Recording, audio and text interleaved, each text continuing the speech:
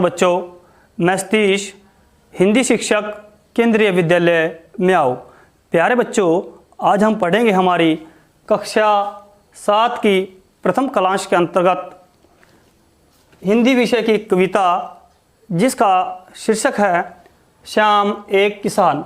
यह कविता श्री सर्वेश्वर दयाल सक्सेना जी के द्वारा लिखी गई है। इस कविता को पढ़ने के बाद आप बहुत कुछ सीख सकोगे, जैसे परिवार, मित्र, शिक्षक आदि की भाषा सुनकर समझने की योग्यता का विकास आपके अंदर होगा। ख, लिखित सामग्री को ध्वनियों एवं मात्राओं की शुद्धता के साथ पढ़ना आप सीख जाओगे। ग, वर्तनी की शुद्धता सहित सही लिखने की योग्यता का विकास भी आपके अंदर होगा। घ, सीखे गए ज्ञान को परिवेश से जोड़ सकने की जागरूकता आपके अंदर जागृत होगी। अधिगम का स्वयं के जीवन में उपयोग एवं सृजन शक्ति का विकास आपके अंदर होगा। तो चलो बच्चों, आज हम पढ़ते हैं हमारी कविता श्याम एक किसान। श्याम एक किसान।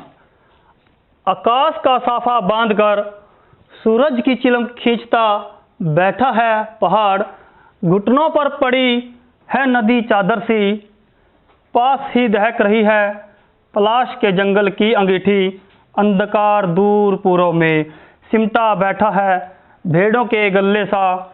अचानक बोला मोर, जैसे किसी ने आवाज दी, सुनते हो? चिलम औंधी, धुआं उठा, सूरज डूबा, अंधेरा छा गया। तो प्यारे विद्यार्थियों, इस कविता के अंतर्गत कवि जी सर्दियों के मौसम में शाम के दृश्य का वर्णन करते हैं कि प्रकृति में शाम का दृश्य किस प्रकार का है, उसे प्रतीत होता है। जैसे वह देखता है कि एक पहाड़, उसको ऐसा प्रतीत होता है जैसे उसने आसमान रूपी साफा बांध रखा हो।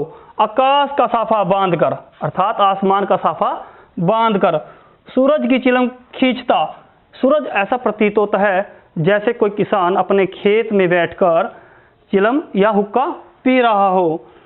आकाश का साफा बांधकर सूरज की चिलम खींचता। अब यहाँ पर बच्चों चिलम शब्द का अर्थ होता है हुक्के के साथ प्रयोग किए जाने वाला मिट्टी का पात्र, और साफा हमारा एक प्रकार की पगड़ी होती है बच्चों, जो कि हमारे हरियाणा, उत्तर प्रदेश और राजस्थान, इस प्रकार के इन राज्यों में उस पगड़ी को बांधा जाता है, उसे बोलते हैं हम साफा। आकाश का साफा बांधकर सूरज की चिलम खींचता बैठा है पहाड़, घुटनों पर पड़ी है नदी चादर सी। उस पहाड़ के पास से जो नदी गुजरती है वह उसे ऐसी प्रतीत होती है जैसे कि उस किसान ने अपने घुटनों पर चादर फैला रखी हो। पास ही दहक रही है। दहक शब्द का अर्थ होता है बच्चों जलना। पलाश के जंगल की अंगीठी। पलाश एक प्रकार का बच्चों वृक्ष होता है जिसको हम बोलते हैं ढाक का वृक्ष।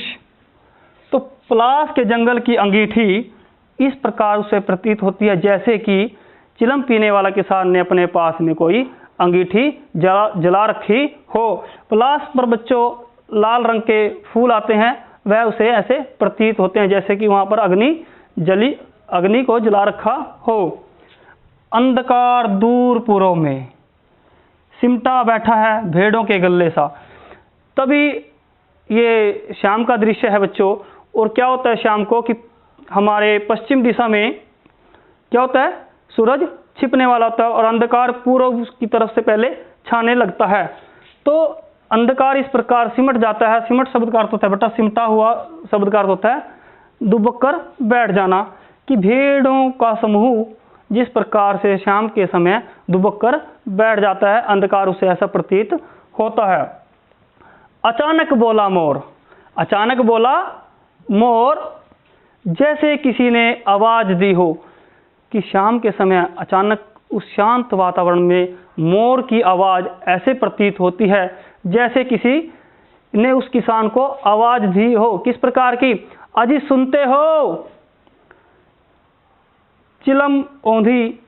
तब क्या किया उस किसान ने? आवाज सुनते ही उस किसान ने जैसे अपनी चिलम को उल्ट दिया हो। औंधी शब्द का अर्थ होता है बच्चों उल्ट जाना। धुआं उठा, सूरज डूबा। तब शाम का दृश्य था, चारों तरफ सर्दी के मौसम में जिस प्रकार से कोहरा छा जाता है बच्चों, वह इस प्रकार का वहाँ पर मौसम हुआ। सूरज डूब चुका था, अंधेरा छा गया, चारों तरफ अंधेरा छा गया था। इस प्रकार से इस कविता में श्री सर्वेश्वर दयाल सक्सेना जी ने सर्दी के मौसम में शाम के दृश्य का वर्णन किया है। तो प्यारे बच्चों, आप कविता में आए कठिन शब्दों के अर्थों को अच्छे से समझें और जानें। धन्यवाद।